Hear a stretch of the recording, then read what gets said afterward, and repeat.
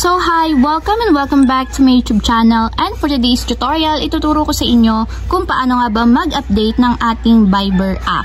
But first, please subscribe to my channel and don't forget to hit the subscribe button and the bell to notify you for my new updates. And if you want to learn more, just keep on watching and let's start.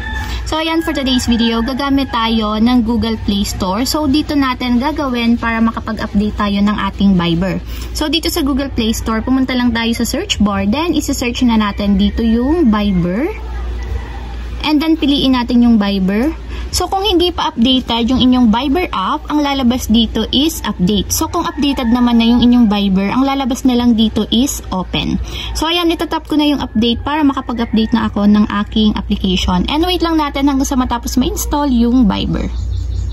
So ayan, after ma-install, itap na natin yung open para directly mapunta tayo sa pinakang application.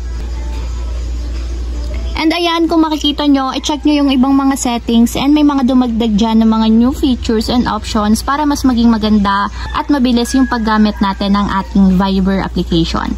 So, ayun lang guys, ganun lang kasimple. Sana nakatulong sa inyo. If you have a question, can you comment down below and don't forget to hit the subscribe button and the bell to notify you for the new updates.